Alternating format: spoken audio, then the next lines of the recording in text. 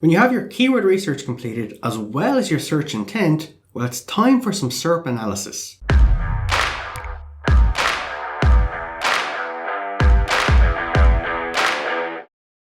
Hey everyone, I am Paul Carey. I'm an SEO consultant here at Launch Site Boost, and today I want to talk you through and actually show you how to do some SERP analysis for the keywords that you want to target. Now, SERP analysis basically just stands for Search Engine Results Pages Analysis, and basically all you're doing here is you're having a look at the people who are already ranking positions 1 to 10, which is page 1 of Google, to see what they've done on their pages and kind of take some inspiration from there of how you could also rank in the page 1 positions. Now, if you've seen our recent video about keyword research, the example we used there was actually church accounting software, believe it or not. Now, we started off with accounting, and then we moved to accounting software, and we filtered more and more and more, and we ended up with church accounting software. So what I'll do is I'll actually continue on from there, and we'll have a look at the SERP analysis for church accounting software. So we'll jump over to the computer now. So as you can see, I'm back here at Ahrefs for the SERP overview of church accounting software. Now, this gives us a great kind of overview, a bird's eye view, if you will, of actually looking at the SERP analysis for the keyword of church accounting software.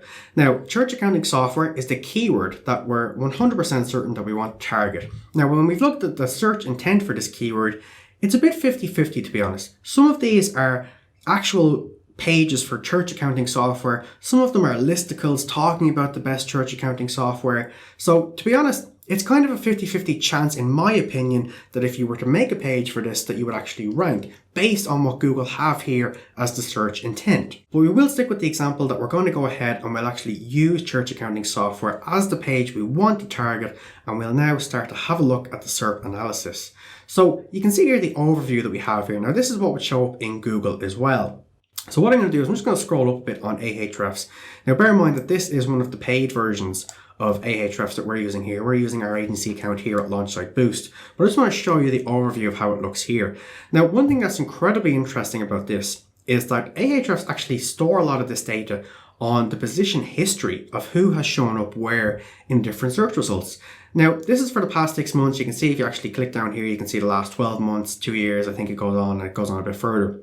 So you can actually see here that at some point, at the moment when I'm making this, it's August 16th, I believe, 2021. So if you have a look back here, kind of between March and April, it looks like NerdWallet, who are the red here, that they just came out of nowhere and they started ranking fairly high in Google. And it looks like they kind of stayed there as well for a while. And you can see here their actual page they have is down here. It's church accounting software for 2021. So obviously very, very relevant keyword to what people are searching. So NerdWallet have obviously seen this, they've created a page for it, and they've optimized it enough that they're starting to rank for it as well. And you can see here back a few months ago as well, maybe 5 months ago or so, whoever's in the purple here, which is this website down here, that they were kind of bouncing around a bit, and then they started to go up more, a bit higher, and all the positions have kind of stayed the same for the last while. So let's disrupt that. Let's actually change that, and let's make a page all about church accounting software. So one of the first things that we'll do, and we'll break this down into different pillars of SEO. If you've seen our most recent video, it was all about the pillars of SEO. So let's actually break this SERP analysis down into those particular pillars. So like always, we'll start with your on-page SEO. And what I would highly recommend to do first is to actually make a list of all the people who rank in page 1. Now, I would recommend doing this with Excel or Google Sheets, something extremely simple.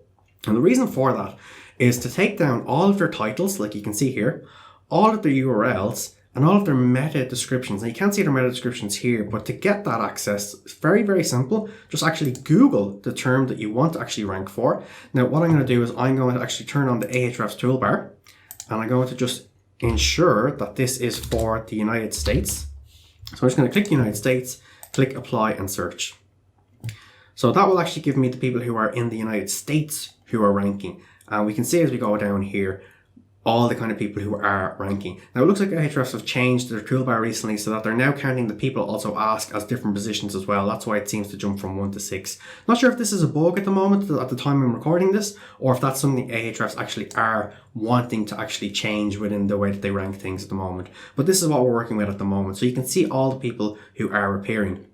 Now you might also wonder why I have such a long toolbar here as well, because I have this set to show the first 100 positions, not just the first 10. So I'm seeing pages 1 to 10 here essentially. So basically it just helps us see all of the meta descriptions that people are showing up for. Now what's incredibly interesting here is, and I actually haven't seen this yet because I'm actually doing this live, I haven't done a lot of this research before I'm recording this video, is this one here. There's clearly some FAQ schema at work here, which is why they're taking up more real estate here.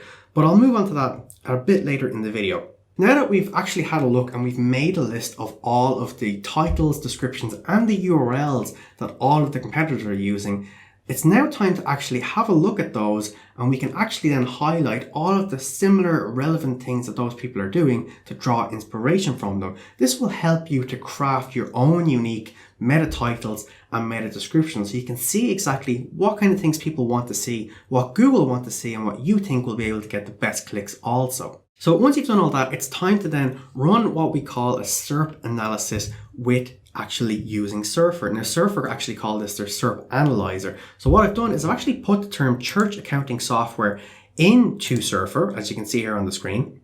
And basically what that allows us to do is it allows us to see where there might be some gaps to fill within the page that we've actually created for church accounting software. Now bear in mind, this will only work if you already have a page created for this. Now what's extremely interesting here is that if you remember from our previous keyword research video, we actually found at the end that QuickBooks, one of the biggest names in the industry, they actually had a page all about church accounting software. And we did mention that they were ranking for this. However, they're ranking position 11. Now, position 11 is the very top of page 2, which means that they just need some very, very small tweaks to get to page 1, which actually works out very well because in the example we can see here, as we scroll down, QuickBooks are number 11 here.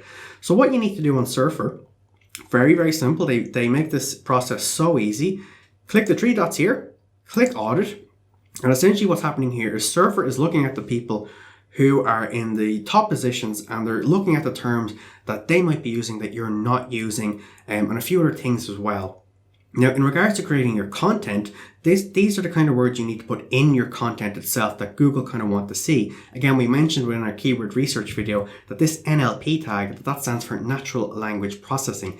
This is the actual system that Google use. Surfer actually connects to Google's API for their natural language processing, and it allows them to get all of this sort of data. And as we mentioned previously, Google is not just looking at one particular keyword on a page anymore. They're now looking at all the words on a page, how they connect to each other, and how they give context to the term you're trying to rank for. So if you have a look back here on Surfer, you can actually see there's a lot of very, very strong keywords, like we saw in the keyword research video, that Surfer will essentially tell you if you're using them, how many times you're using them, and how many times that they think you should be using them. Now, if I'm being honest here, this particular search term that we've done, it seems to be taking QuickBooks as a much larger page than it actually is, which is why these numbers seem a bit skewed, to be honest. But basically, this will give you an understanding of what the system is doing here. Now, again, I've never seen these kind of numbers before. I do believe there is a bit of a bug in this particular search term. I've never seen that before. And I just thought, hey, why not go with it? We'll go with it and we'll see what happens here. But it gives you an understanding, an idea of how you can actually use Surfer. Now, scrolling down a bit further as well, one of the things I love that Surfer do, and again, my personal opinion here is that this is a bug. They seem to think that the QuickBooks page is about 11,000 words or something for whatever reason. And they also seem to think the other ones are correct. Now, one of the biggest myths in SEO is that you need to have bigger content than everyone else, a longer page with more information. To be honest, maybe in the past that would have worked, but nowadays that's not the case. So what you should be doing is finding a balance here, essentially. So if you have a page that's got 1,000 words on it, but everybody else has 2,000, 2,500, 3,000 words on their pages, the people who are ranking, well, then you should be trying to kind of meet the balance there and try to have anywhere between 2,000 and 3,000 words on your page. Now, look, there's loads of other things that Surfer gives us here of what you can do, that competitors are doing that you're not doing, but it just gives you a great way to optimize for that particular page.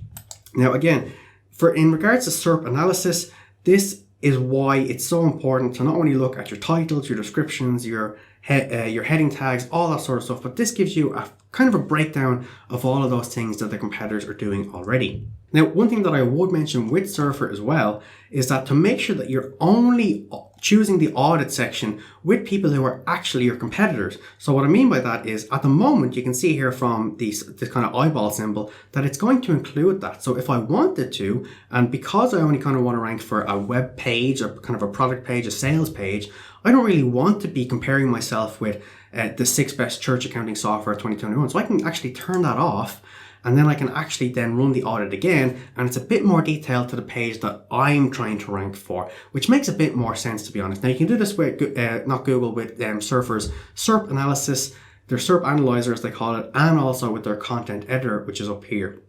Now, this kind of section that appears on the top of my page here, that actually seems to be appearing from when I've used the Ahrefs toolbar. It seems to be having a bit of trouble here as well. But again, I'm just going to roll with all these things so you can see live how all these things may work sometimes. To be honest, they usually work a lot better than this. But again, I just want to roll with it. So that kind of covers everything on your on-page SEO, not only for the stuff that's actually on the page you can optimize for, but to help you with your SERP analysis as well, to see what everybody else is doing with their titles, descriptions, URLs, so on and so forth. So let's actually now move on to the off-page SEO section and how you can run some SERP analysis of the people who are ranking on page 1 already. So I've come back over to the Ahrefs section that we saw at the start. Now, personally, Ahrefs is our tool of choice for off-page SEO. We've talked about this a few times before, but we specifically use Ahrefs for off-page SEO, we use Surfer for on-page SEO, and we usually use Screaming Frog for technical SEO.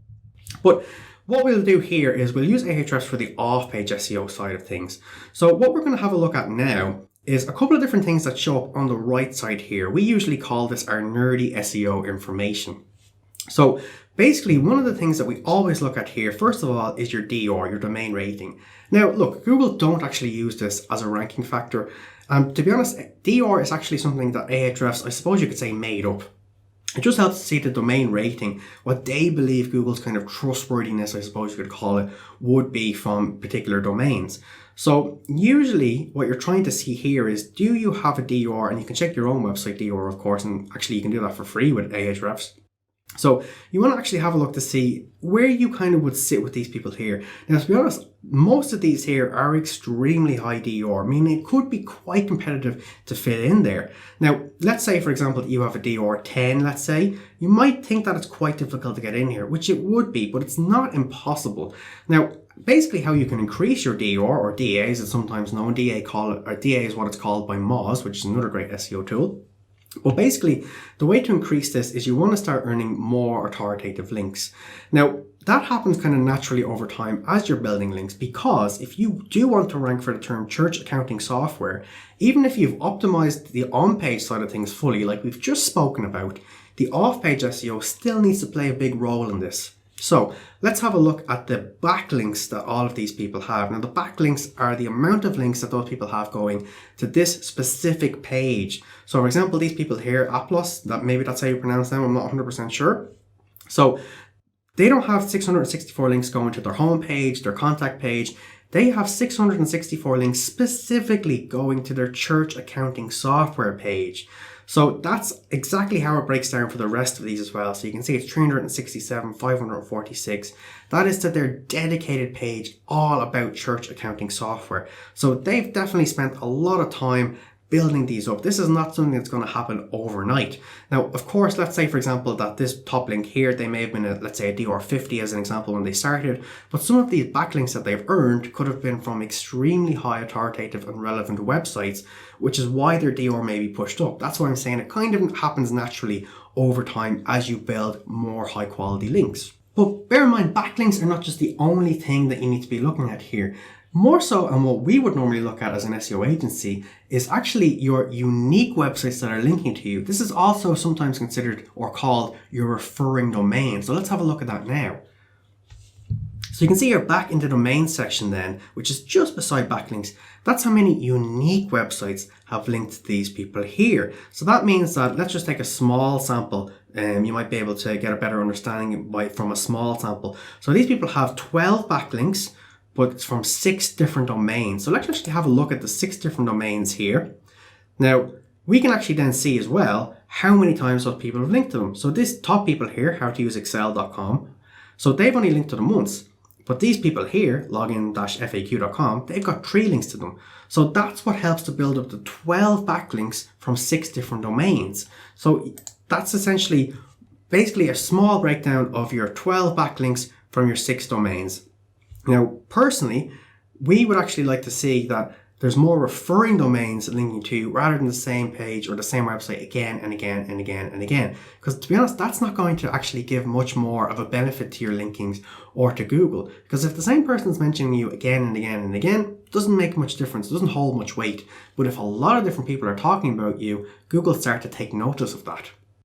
So again, back down into the domains breakdown section here, that's something you want to see. Now, we just saw how you can break that down a little bit as well. But what you need to do for your SERP analysis is not just have a look at these numbers here, but actually dive deeper into them. So again, we'll dive deeper into the domain section, the referring domains, unique websites that are linking to these people who are ranking number 1. So we'll click on domains, the 159 in this case, and that gives us a full kind of breakdown of all these people here. So what we want to do, and this kind of brings us to the next section of your SERP analysis, what we want to do here is we want to then distinguish how many DoFollow and NoFollow links that they have. Now, we've talked about that previously. Basically, in a nutshell, your DoFollow links are the ones that Google and search engines are more so concerned about and give a bit more weight to. So if we go to link type here, and then we go to DoFollow, we can see here that out of the links that they had, the 150, 160 or so, 95 of them were actually DoFollow, which is not too bad at all. Now, the next thing that we would always do is we would actually then click DR, because that then filters further to actually show from top to bottom the websites that are linking to these people. Now, look, you'll see some of them make sense, some of them may not. Some of them might just be natural links that have happened. Some of them may be automatic links. Some of them may be spam links. But we'll have a look through here just to get some examples. Now, Competitor, who was also ranking, I believe, number 2 or something like that on the page, have also mentioned these people. You can see they mentioned them twice. Now, if you want to see how they mentioned them, by what I mean by that is kind of what particular anchor text they've used, you can actually see that here. So this is the exact page that they've been linked from, and they've been linked by using their brand name here, the Ahrefs accounting. So this particular website didn't use church software, church accounting software, accountants software for churches, whatever it might be. They've used a particular brand name in this case. So let's have a look through here to see some other ones that might be relevant. Now again, we're talking about church accounting software. So church today is I think that's church tech today is what this page is. Obviously very relevant, but they've mentioned these people 5 times. So let's have a look at how they've mentioned them.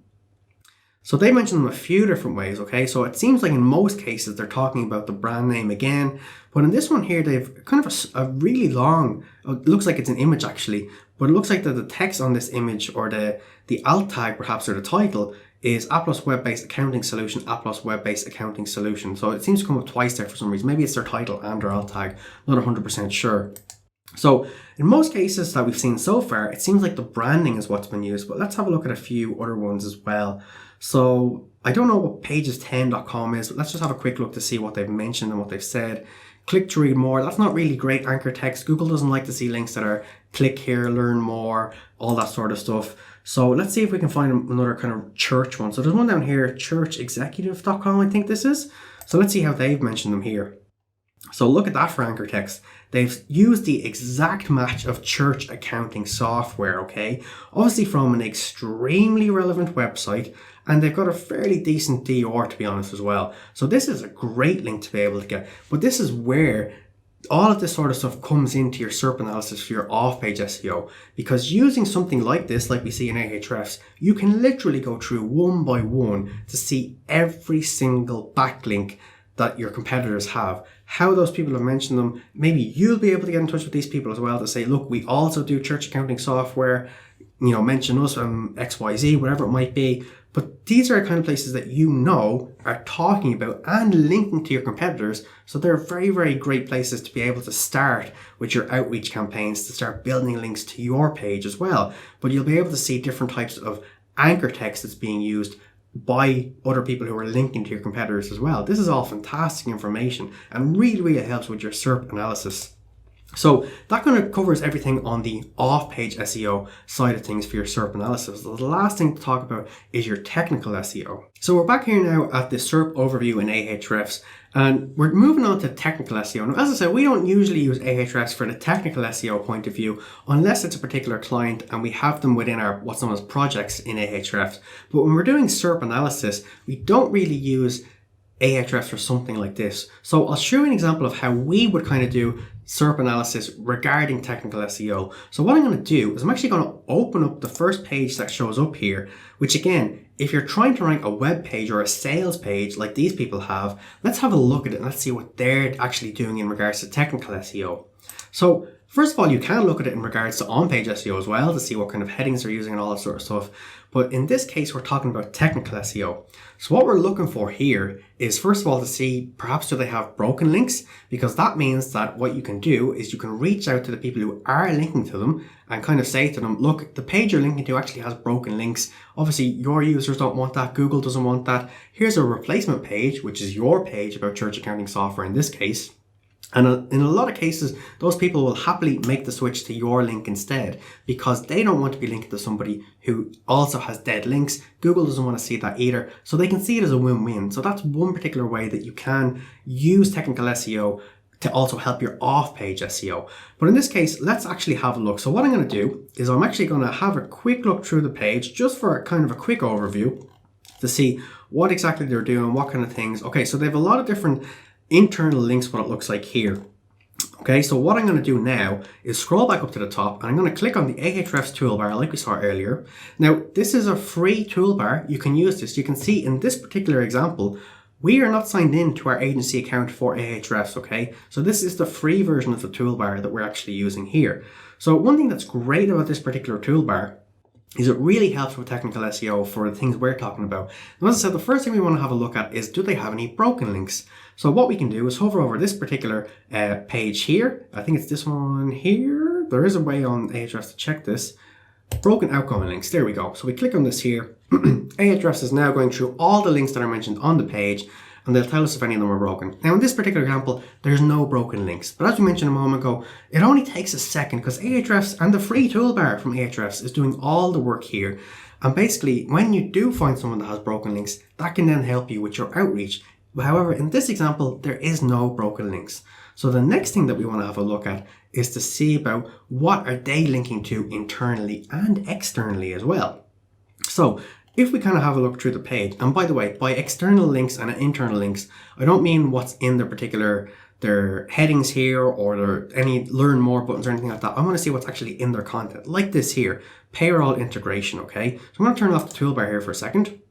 So that looks like it is a particular internal link. So they've linked to that. Maybe you have a payroll integration section as well. Could you internally link to that? Which again, is obviously working for these people. Google are liking to see that. And that's probably why they're ranking number one. Now, it's not obviously the only reason. There's a lot of different things that are going into this, part of the 200 plus ranking factors Google are looking at. But this again helps you to go through your competitors and to have a look at what they're mentioning within content links to see what they're internally linking to. Now again, something else people may want to see an example of is the reports that your particular software outputs. Are they easy to understand? Do you need to have a degree in accountancy to understand this? Or could you just be any normal person at all? Are they easy to understand? So again, these people here, they've linked to a page all about their reporting and analytics. So do you have a page about that? Or maybe you should perhaps set one up to give people a better understanding. Again, it helps them go further through their customer journey and helps them go further through the funnel, the sales funnel of your website as well. So that's one thing that we'd recommend here for your internal links. Now we'd also check for external links as well. Now external links, to be honest, are a bit harder to find. I'm assuming this is internal as well. Yeah. So what we can also do, going back to the Ahrefs toolbar here, for this one here, we click on the link highlighter here. Now you can see that you can highlight the internal links or the external links. So I'm going to click highlight here. Now again, this part of Ahrefs is free. This is just a free toolbar. So now I've highlighted the 6 external links. So again, we'll have a look through here to see where those external links are actually showing up. So it doesn't look like they've shown up so far. Okay, here they are. Here's the external links. So we're going to Competitor Software Advice and Competitor again, okay? Now, if they're smart enough here, they'll actually have linked to the page that has mentioned them as well. So you can see that they're linking to some really, really high, strong DR, strong authoritative and relevant links that are very relevant to this page as well. Now, this is just an example. I'm assuming the other ones, they may not be like that. Yeah, so you can see the other ones down here that are highlighted. It's their Facebook, Twitter, and their LinkedIn profile. So the main external links here are these 3 here. So let's actually turn this off for a second. And we can see here that they haven't linked to the top 6 church accounting softwares like we saw in the SERP results, they've actually linked to their own page on Competitor, which is fine as well. And what about this one here? That's again to their own page and again to their own page. But again, they've linked to people where they've got these kind of great testimonials, these 5 stars, to give further trust signals to the people who are on the page. But they've also linked again to these highly relevant people who are kind of within their industry as well. So these are very, very smart, very, very strong signals. Now, what we'd recommend is do this for all the 10 people who are ranking in the page 1 positions. So have a look at their internal links, their external links, who they're linking to, what exact page they're linking to. Because again, these people aren't linking to Competitor's homepage. They're linking to a page that's kind of all about them on Competitor's page. So again, they're the kind of things that we would recommend for technical SEO when it comes to your SERP analysis. So now we've covered your on-page SEO, off-page SEO, and technical SEO for your SERP analysis. And this gives you a much better understanding of what you can do on your page and how to optimize it sufficiently to show up in the page 1 results. So that's going to bring us to an end of today's video, which was all about how to actually conduct SERP analysis. I hope you got a bit of value from this video. Hopefully we'll talk again soon, but other than that, bye for now.